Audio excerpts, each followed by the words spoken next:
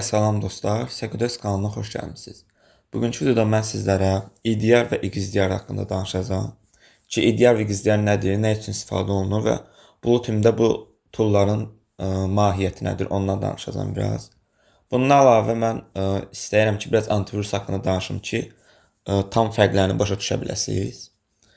Deməli, ilk öncə videoya keçməmişdən qabaq, videoyu bəyənib, kanala abunə olaraq bizə dəstək göstərə bilərsiniz. İndi isə videoya başlayaq. İlk öncə mən antivirusdan danışmaq istəyirəm. Ki, antivirus məncə əksəriyyətiniz bilirsiniz nə olduğunu ki, bizdə hər hansı virusların olmağının qarşısını alır. Yəni hər hansı bir telefona virus yüklədikdə və yaxud da ki, hər hansı bir kompüterə. Antivirus bunu dedekt edir, onu bloklayır və yaxud da ki, sizə bir xəbərdarlıq göstərir. İndi belə danışaq. Antivirus ümumiyyətlə bu bloklama işini və yaxud da ki, bu malware, yəni virusu dedekt etməyi necə eləyir? Antivirus bunu edən zaman IOC-lardan istifadə edir. IOC nədir? IOC Indicator of Compromise. Yəni buna biz nəyi misal göstərə bilərik? Buna göstərə biz IP adresi. Daha sonra domain göstərə bilərik. Faylın hashini göstərə bilərik. Yəni bunları misal göstərə bilərik. Əgər bunlara əsasən antivirus hər hansı bir oxşarlıq tapsa, yəni belə izah edin, məsələn, antivirusun bir dənə IOC database olur. O IOC database-ində əvvəl baş vermiş malware və virus hücumlarından qalan məlumatlar burada saxlanılır. Və bunlar IOC-lar adlanır. Daha sonra antivirus yeni bir fayl yüklənəndə baxır. Əgər bu fayl hashi bu database içərisində varsa və yaxud da ki, bu faylın içindəki hər hansı bir funksiya bu IP adresi və yaxud da ki, domain hər hansı bir request göndərirsə, deməli bu malware və virus olma ehtimalı çoxdur deyə bunu bloklayır. Yəni, antivirusun işlənmə məntiqi əsasən belədir ki, o IOC-lara baxır və IOC-lara əsasən bizim şəbəkədə və yaxud da ki, cihazlarda təhlükəsizliyimizi təmin edir. İndi antivirusa nəzərən baxanda bu biraz daha basic işləyir deyə tam belə təhlükəsizlik həlli kimi istifadə olunmur. Buna görə biz buna nisbətən daha belə secure olan EDR-dan istifadə edirik. EDR nədir? EDR Endpoint Detection Response. Bu antiviruslara bənzəyirmi? Okey, bənzəyir. Amma bundan işləm məntiqi tamamilə fərqlidir. Belədir ki, EDR zamanı biz EDR-ın agentlərini, məsələn, bizim burada bir infrastrukturumuz var. İçində, məsələn, 5 dənə PC var, yəni 5 dənə endpoint var. Biz EDR-ın agentlərini bunları yükləyirik hamısına. Yəni, CM-də danışdığımız məntiqlə təxminən eynidir. Biz agentləri yükləyəndən sonra EDR hər hansı bir malware yoxdur ki, virus cəhdini aşkar etmək üçün IOC-lardan istifadə edir. Antivirusda olduğu kimi. Bura kimi hər şey eynidir. Amma EDR bundan əlavə IOC-la yanaşı BIOC-dan da istifadə edir. BIOC nədir? BIOC Behavioral Indicator of Compromise. İndi deyəcəksiniz ki, bunların fərqi nədir ümumiyyətlə? IOC bəri dediyimiz kimi sadəcə statik bu dəyərlərdir ki, bunu əsasən bunu müqayisə edib bizə nəticəni qaytarır. Amma BIOC isə bu hansı actionları etdiyini göstərir malware-ni. Məsələn, bir nümunə göstərir. Hər hansı bir malware işə düşdükdə gedir arxada, məsələn, birinci explore.exe-ni çalışdırır. Məsəl üçün deyirəm. Sonra gedir bundan cmd.exe-ni çalışdırır. Normalda bu çox belə normal olmayan bir davranışdır. Yəni, explore.exe gedib birbaşa cmd.exe-ni çağırır. Bu casualty chain adlanır ki, biz daha doğrusu EDR detect edən zaman bundan istifadə edir ki, baxır, əgər fayl gedir hansı cmd.exe və yaxud da ki, hansı bir, məsələn, ola bilər bu elsas.exe, başqa bir kritik fayl ola bilər bu. Gedib baxır ki, EDR, əgər hər hansı bir fayl buna, məsələn, bu cmd.exe-yə call eləyirsə və yaxud da ki, ümumiyyətlə bunun casualty chainində belə bir proses baş verirsə, götürüb bunu bloklayır. Yəni, BIOC dediyimiz şey tam olaraq belə işləyir. Gedib hansı actionları çağırır, hansı IP adreslərini request göndərir, hansı funksiyalar yerinə yetirir, onlara baxır əsasən.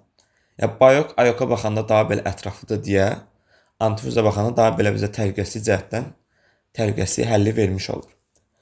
Amma bu da tam olaraq, belə deyim, bizi təhlükəsizlikdən qorumur. Niyə? Çünki EDR-da agentlər ancaq endpointləri quraşdırılır. Yəni, buna ancaq bizə olan PC-lər, serverlər və yaxud da ki, məsələn, printerlər falan ola bilər maksimum dərəcədə. Çünki EDR-da agentlər yalnız endpointlərə qoşulur. Yəni, buna PC-lər demək, yaxud da ki, serverlər və yaxud bu kimi şeylər aid olunur. Amma bizə lazımdır ki, məsələn, hər hansı bir networkda baş verən ataq və yaxud da ki, bizə gələn phishing maillə bunlar hamısı araşdırılsın və hamısı bir platformada toplansın. Bunda bizim köməyimizə nə gəlir? Bunda bizim köməyimizə XDR gəlir. Ki XDR bu iki tool arasında, daha doğrusu üç tool arasında ən bahalı və ən belə deyim, bizə çox funksiyonallıq verən təhlükəsizlik tooldur. Açılışı Extended Detection and Response-dur. İndi bunun EDR-dan fərqi nədir? Deməli EDR-da olduğu kimi detekt olunma zamanı IOC-dan, BIOC-dan istifadə edir. Bundan əlavə XDR bizə AI machine learning dəstəyi verir. AI machine learning dəstəyi nədir tam olaraq? Məsələn, hər hansı bir işçi gecə saat 3-də girib CMD-ni açıb oradan hansı bir komanda execute edir. Normalda EDR bunu tuta bilmir, çünki buna normal bir şeymiş kimi gəlir. Amma XDR onu behavior özü AI ilə train edib başa düşdüyünə görə bizə onun alertini çıxardır. Yəni XDR-ın EDR-dan fərqlənən biri budur ki, o AI ilə təmin olunur və AI ilə ML-in dəstəyini işləyir. Bundan əlavə XDR-ın EDR-dan digər bir fərqi odur ki, XDR həm endpoint, yəni EDR-da olduğu kimi həm endpoint, həm də ki şəbəkə səviyyəsində, yəni network səviyyəsində işləyə bilir. Şəbəkə səviyyəsində nə edə bilərik? Məsələn, şəbəkədə gəlib gələn paketlərini misal göstərə bilərik. Bundan əlavə, əgər biz infrastrukturumuza firewall quraşdırmışıqsa, firewall'un logları da şəbəkə sağlığına görə biz bunu da XDR-a ötürüb, orada bunu analiz edə bilirik. Bundan əlavə, bayaq dediyim kimi phishing maillərin izlənməsi ola bilər ki, hər hansı bir phishing maili gəlsə, bunu XDR tutub bizə alert göndərə bilir. Bundan əlavə XDR-da, EDR-da olmayan correlation dəstəyi də var. Correlation nə olduğunu mən keçən dərsdə danışmışdım ki, correlation bir neçə log source-dan, məsələn, biri endpoint-dir, biri firewall-dur falan bu tipli. Hamısının loglarının bir yerə toplanıb orada istifadə olunmaqdır. XDR bizə bu özəlliyi gətirir, amma EDR-da bu yoxdur. EDR-danca gedib endpoint-dan maksimum logları toplaya bilər. Amma onlar arasında bir əlaqə qura bilmir deyə bizə tam bu atakı simulyasiya etməyimizə kömək olmur. Amma XDR-da bu belə deyil. XDR-da sən gedib müxtəlif log source-larda, məsələn bu firewall olsun, şəbəkədəki hər hansı bir cihaz olsun və yaxud ümumiyyətlə hər hansı bir phishing mail olsun. Yəni bunlar hamısının bir yerə toplanıb bizə bir atak ssenarisini çıxarda bilirsə, deməli biz burada daha rahat, belə deyim, soxanasında iş rahatlaşır ki, atak ssenarisini daha rahat görmüş olur. Amma EDR-da bu dəstək yoxdur deyə XDR baxanda daha belə zəif qalır. XDR-ın əsas özəlliyi dediyim kimi IOC-la BIOC-dan əlavə AI ML dəstəyidir. Şəbəkə səviyyəsində işləməyi və həmçinin korrelasiyanı bizə dəstəkləməyidir. Bundan əlavə son olaraq XDR hissəsində default olaraq XDR, IOC və BIOC-lar olur ki, siz bunlardan istifadə edib rule yazmadan da bunu default olan rullarını istifadə edə bilərsiniz. Deməli, XDR təxmini belədir. Yəni, EDR-dan fərqli əsasən bunlardır. XDR biz agentlər quraşdırandan sonra bu agentlər gəlir, bütün bu logları burada Data Lake adlanan bir yer var ki, gəlir bura toplayır. Hamısı gəlir burada yığılır. Daha sonra bu Data Lake-dəki loglar gedir hamısı XDR-ın dashboarduna. Gəlir XDR-ın dashboarduna toplanır və biz burada olan insidentləri rahatlıqla görə bilirik. Dediyim kimi XDR özündə çox belə log saxladığına görə bu əsasən yəni çox vaxt 99% cloud-da qaldırılır və bütün bu datalar orada saxlanılır. Çünki biz bu qədər logu və yaxud da ki insidenti bir yer toplasaq, resurs cəhətdən problem yaranar bizə. Yəni XDR-ın işləmə məntiqi təxmini belədir. EDR-dan fərqində danışdım. Ümumiyyətlə antivirusun EDR-ın və XDR-ın işləmə məqsədlərini dedik. İndi isə gəlin belə bir situasiyanı danışaq. Ki, məsələn, sizin infrastrukturunuzda daxildə bir dənə server var ki, bunun içərisində məsələn DHCP server var, bir də DNS server var. Bunların publika çıxışı yoxdur. Amma sən istəyirsən ki, bundan gələn loglarda gəlib XDR-ə yığılsın ki, mən görə bilim ki, məsələn, burada hansı bir problem olduqda bu mənə alert kimi gəlsin. İndi bunu necə eləyə bilərik? Normalda bunların publika çıxışı olmadığına görə mən bunu birbaşa bu data lake-ə göndərə bilmirəm. Bunda nə edirəm? Götürürəm, bu ortada bir dənə VM qaldırıram. Məsələn, ola bilər Ubuntu və yaxud da hansı bir VM. Burada bir dənə VM qaldırıram. Gəlirəm bu lokalda bu VM-ə, buradan gələn logları toplayıram və buradan public şəkildə data lake göndərirəm. Bu VM broker VM adlanır. Yəni bu bir çox şirkətdə istifadə olunur bu cür loqların göndərilməsi. Lokalda bir VM qaldırılır.